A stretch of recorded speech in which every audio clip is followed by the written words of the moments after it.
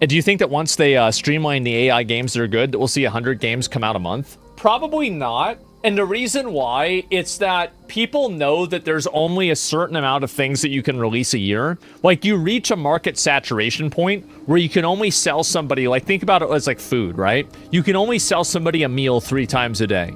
It's not like if you make 50 meals, they're going to eat 50 times a day, unless it's America, right? But like in general, you can't do that.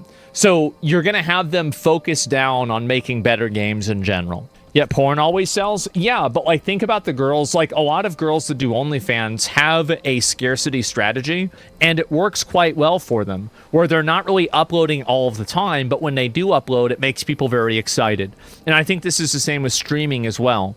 So a scarcity strategy, especially in such an oversaturated market, is probably the best way for them to approach it. And I think that's what's a smart way to do it. There's 50 restaurants, not meals. Wrong analogy. Well, like, I mean, are you really debating me on market saturation of games? Like, it would be better to create a very good game every 3 months than creating a slop game every day, because people are not going to buy a slop game every single day. That's the point, right? Video games are already oversaturated. They're becoming oversaturated.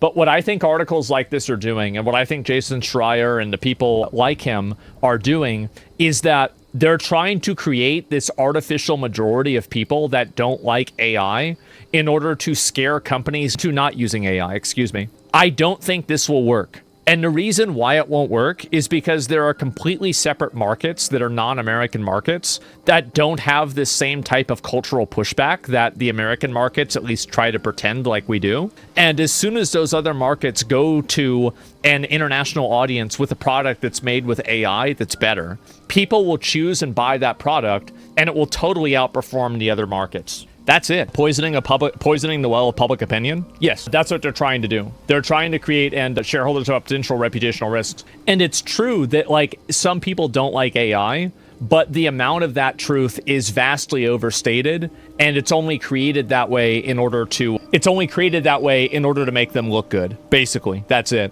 The average gamer isn't online enough to care about this? Yeah, that's 100%